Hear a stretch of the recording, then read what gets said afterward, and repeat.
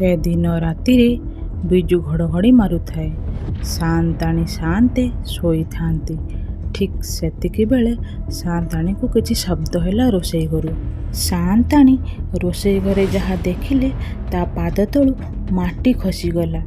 ସେ ଦେଖିଲେ ଚିନୁ କଞ୍ଚା ମାଛ ସବୁ ଚୋବାଇ ଚୋବାଇ ଖାଉଛି ଆଉ ବ୍ଲଡ଼ ଦେହସାରା ହୋଇଗଲାଣି।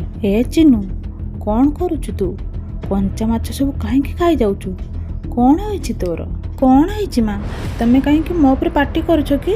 ଆଉ ମା, ତମେ ଏତେ ରାତିରେ ଏ ରୋଷେଇ ଘରେ କ'ଣ କରୁଛ? ଚିନୁ, ମୁଁ ତ ତୋତେ ସେଇ କଥା ପଚାରୁଛି। ତୁ ଏତେ ରାତିରେ ରୋଷେଇ ଘରେ କ'ଣ କରୁଛୁ? ଆଉ ସେ କଞ୍ଚା ମାଛ ଗୁଡ଼ା ଖାଇଯାଉଛୁ, କ'ଣ ହେଇଛି ତୋର? ଚିନୁ ସୌଦାମିନୀର କଥା ଶୁଣି ହୋସକୁ ଆସିଯାଏ। ଏ ହେ, ମୋ ହାତରେ ଏ କଞ୍ଚା ମାଛ, ମୋ ଦେହ ସାରା ପୁଣି ପାଟି ସାରା ରକ୍ତ ଲାଗିଛି। ଛି ଛି। ଚିନୁ, ମୋତେ ଲାଗୁଛି ତୋ ଦେହ ଭଲ ନାହିଁ। ତୁ ଚାଲିଲୁ, ଟିକେ ରେଷ୍ଟ ନେବୁ। ତାପରେ ସୌଦାମିନୀ ନେଇ ଚିନୁକୁ ତା ରୁମ୍ରେ ଶୁଆଇ ଦିଏ। ଆଉ ସାଆନ୍ତକୁ ଆସି କହେ, ଏଇ ଶୁଣୁଛ, ଚିନୁ ନା ରୋଷେଇ ଘରେ ରାତି ଅଧରେ ଯାଇ କଞ୍ଚା ମାଛ ଗୁଡ଼ା ସବୁ ଖାଇଯାଉଛି। ଇଏ ତମ ମନର ଭ୍ରମ ନୁହେଁ, କିଛି ନା କିଛି ଏ ଘର ଭିତରେ ଅଛି। ହଉ, ରାତି ପାହୁ, ଯାହା କରିବା ସକାଳ ହେଲେ କରିବା। ତମେ ଟିକେ ଶୋଇପଡ଼। ତାପରେ ସୌଦାମିନୀ ଆଉ ସାଆନ୍ତେ ଶୋଇପଡ଼ିଲେ। ସେଠାରେ ଠିକ୍ 12ଟା ବାଜିବାରୁ ତନୁ ରୁମ୍ରେ ଖଟ୍ ଖଟ୍ ଶୁଭାଗଲା। ହେ ଭଗବାନ, ଏତେ ରାତିରେ କବାଟ କିଏ ଠକ୍ ଠକ୍ କରୁଛି? ଏଇ କବାଟ ଖୋଲ, ମୋର ଆହୁରି ମାଛ ଦରକାର। ମୁଁ ଆହୁରି ମାଛ ଖାଇବି। ମୋତେ ମାଛ ଦିଅ। ଯଦି ତୁ ମାଛ ନ ଦଉ ତାହେଲେ ମୁଁ ତତେ ବି ଖାଇଦେବି, ତୋ ପରିବାରକୁ ବି ଖାଇଦେବି। ଜଲ୍ଦି ମୋତେ ମାଛ ଦେ। ତାପରେ ବାରମ୍ବାର ଚିନୁ କବାଟକୁ ଖଟ୍ ଖଟ୍ କରିବାକୁ ଲାଗିଲା। କିଛି କ୍ଷଣ ପାଇଁ ସବୁକିଛି ଶାନ୍ତ ହୋଇଗଲା। ଆଉ କବାଟ ଠକ୍ ଠକ୍ ହେଲା ନାହିଁ। ହେଲେ ତନୁ ବହୁତ ଡରି ଯାଇଥାଏ। ତା ପରଦିନ ମନ୍ଦାକିନୀ ସକାଳୁ ଉଠି ଦେଖେ ତ ତା ଘର ଦୁଆମରରେ ଗୋଟେ ହରିଣ ଛୁଆ ମରି ପଡ଼ିଛି। ଆଉ ଚିନୁ ଖଟ ତଳେ ଶୋଇଯାଇଛି। ଦେଖ, ମୋତେ କିଛି ଠିକ୍ ଲାଗୁନି। ତମେ ଜଲ୍ଦି ଯାଇ ସୁଦାମକୁ ଡାକିକି ନେଇକି ଆସ। ସେ କିଛି ନା କିଛି ଜାଣିଥିବ ଏ ଘର ବିଷୟରେ। ତାପରେ ସୁଦାମ ଫାର୍ମ ହାଉସରେ ପହଞ୍ଚିଯାଏ। ସୁଦାମ, ତମେ ସତ କୁହ, ଏ ଘରେ କ'ଣ ସବୁ ଘଟି ଚାଲିଛି? ଆଉ ଚିନୁ ଏମିତି କ'ଣ ବ୍ୟବହାର କରୁଛି? କଞ୍ଚା ମାଛ ସବୁ ଖାଇଦେଉଛି। ସାଆନ୍ତାଣୀ, ମୁଁ ତ ତୁମକୁ ସେଇ କଥା ସେଦିନ କହିବାକୁ ଯାଉଥିଲି, ହେଲେ ତମେ ମୋତେ ଅଧାରୁ ଅଟକାଇ ଦେଲ। ମୁଁ ଆଉ ସେଇଥିପାଇଁ କିଛି କହିପାରିଲି ନାହିଁ। ହଁ ସୁଦାମ, ମୋର ତମ କଥା ସେଦିନ ଶୁଣିବାର ଥିଲା।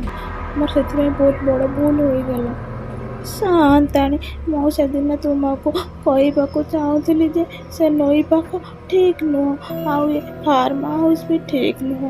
ମୁଁ ସାଆନ୍ତକୁ ବି ମନା କରିଥିଲି, ହେଲେ ସାଆନ୍ତେ ମାନିଲେନି। ସେଇ ନଈ ପାଖ ଆଡ଼େ ଗୋଟିଏ ମାଛ ଡାହାଣୀ ରହୁଛି। ହୁଏତ ସେ ତା ଆଖି ଚିନୁମା ଉପରେ ପକାଇ ଦେଇଛି। ସେଇଥିଲାଗି ଚିନୁମା ଏମିତି ହେଉଛନ୍ତି। ହଉ, ତମେମାନେ ବ୍ୟସ୍ତ ହୁଅନି। ମୁଁ ବାପାଙ୍କ ପାଖକୁ ଯାଉଛି। ମୁଁ ତାଙ୍କୁ ଡାକି ନେଇ ଆସିବି। ଏବେ କ'ଣ କରିବା? ସୁଦାମ ତ ଏତେବେଳ ଯାଏଁ ଆସିଲାନି। ସକାଳରୁ ସନ୍ଧ୍ୟା ହୋଇଗଲାଣି। ଏବେ ଆମେ କ'ଣ କରିବା ଯେ କହିଲ? ଝିଅଟା ମୋର ସେମିତି ଶୋଇଛି ଯେ ଶୋଇଛି। ଶୁଣ ମନ୍ଦାକିନୀ, ତମେ ଚିନୁ ରୁମ୍କୁ ଭଲ ଭାବରେ କବାଟ ଦେଇଦିଅ। ସେ ଯେମିତି ବାହାରକୁ ବାହାରି ପାରିବ ନାହିଁ। ତାପରେ ସେମାନେ ଚାଲିଗଲେ ଶୋଇବାକୁ। ହେଲେ ସାଆନ୍ତଙ୍କ ଆଖିରେ ନିଦ ନାହିଁ। ଠିକ୍ ସେତିକିବେଳେ କବାଟକୁ ଜୋରସେ କିଏ ଠକ୍ ଠକ୍ କରିବାକୁ ଲାଗିଲା। ଏ ସମୟରେ କିଏ କବାଟକୁ ଠକ୍ ଠକ୍ କରୁଛି? ଚିନୁ ତ କେବେ ବି ହୋଇନଥିବ, କାହିଁକି ନା ମୁଁ ତା କବାଟ ବାହାର ପଟରୁ ବନ୍ଦ କରିଦେଇ ଆସିଛି। ସେ ତ ବାହାରକୁ ବାହାରି ପାରିନଥିବ। ହେଲେ କବାଟକୁ କିଏ ଏତେ ଜୋରସେ ବାଡ଼ଉଛି? ରୁହ ମନ୍ଦାକିନୀ, ମୁଁ ଯାଇ ଦେଖୁଛି କବାଟକୁ କିଏ ବାଡ଼ଉଛି। ହୁଏତ ସୁଦାମ ଆସିଥାଇପାରେ। ତାପରେ ସବୁ ନର୍ମାଲ ହୋଇଗଲା। ସାଆନ୍ତେ ଓ ସାଆନ୍ତାଣୀ ଯାଇ ତା ରୁମ୍ରେ ଶୋଇଗଲେ। ହେଲେ ସେମାନଙ୍କୁ ନିଦ ହେଉନଥାଏ। ସେ ଖାଲି ରାତି ପାହି ସକାଳ ହେବାକୁ ଅପେକ୍ଷା କରିଥିଲେ। ପୁଣି କିଛି ସମୟ ପରେ ଶାନ୍ତଙ୍କର ନିଦ ଭାଙ୍ଗିଗଲା। ସେ ଏପଟ ସେପଟ ଅନାଇ ଦେଖନ୍ତି ତ ଘର ଭିତରକୁ ଜୋରସେ ପବନ ବୋହି ଆସୁଥାଏ। ହଠାତ୍ କରି ଝରକାଟି ଖୋଲିଗଲା। ଶାନ୍ତକୁ ଭାରି ଡର ଲାଗିଲା। ମନ୍ଦାକିନୀ ସାହସ କରି ଉଠି ଯାଇ ଦେଖେ ତ ଚିନୁ ତା ରୁମକୁ ଖୋଲି ଦେଖିଲା ବେଳକୁ ଚିନୁ ତା ରୁମରେ ଆରାମସେ ଶୋଇଛି। ତା ପରଦିନ ସୁଦାମ ବାବାକୁ ନେଇ ଫାର୍ମ ହାଉସ ପହଞ୍ଚିଯାଏ। ବାବା, ଆମକୁ ବଞ୍ଚାଇ ଦିଅ, ମୋ ପରିବାରକୁ ବଞ୍ଚାଇ ଦିଅ। ମୋତେ ଏ ଘରେ କିଛି ଠିକ୍ ଲାଗୁନି। ତମେ ସମସ୍ତେ ଏକାଠି ହୋଇ ତୁମ ହଲ୍କୁ ଆସ। ମୁଁ ତୁମମାନଙ୍କର ଗୋଟିଏ ପରୀକ୍ଷା କରିବି। ଓମ୍ ସ୍ୱାହା। ମା, ମୋତେ ଜୋରସେ ଶ୍ୱାସ ଲାଗିଲାଣି। ମୁଁ ପାଣି ପିଇକି ଆସୁଛି। ମାରେ, ତୁ ଦିଦି କଥା ଭାବିକି ବହୁତ ବ୍ୟସ୍ତ ହୋଇପଡ଼ୁଛୁ।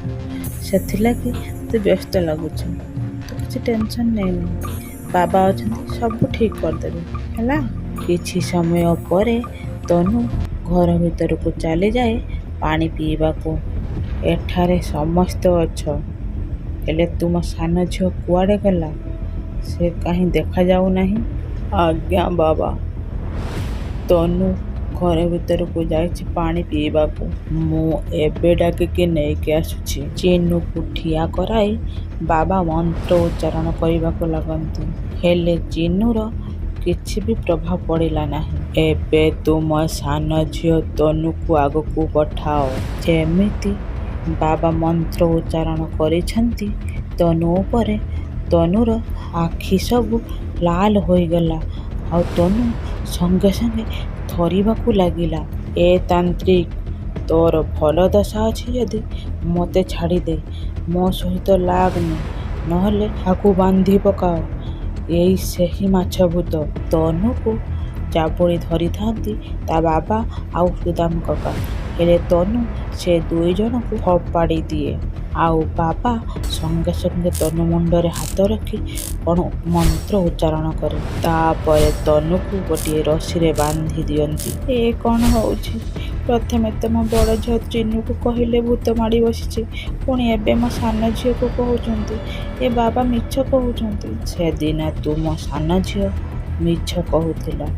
କାହିଁକି ନା ସେଦିନ ତୁମ ସାନ ଝିଅ କବାଟ ଖୋଲିଦେବାରୁ ସଙ୍ଗେ ସଙ୍ଗେ ମାଛ ଭୂତ ତମ ବଡ଼ ଝିଅ ଦେହରୁ ଯାଇ ତା ଦେହରେ ପଶି ଯାଇଥିଲା।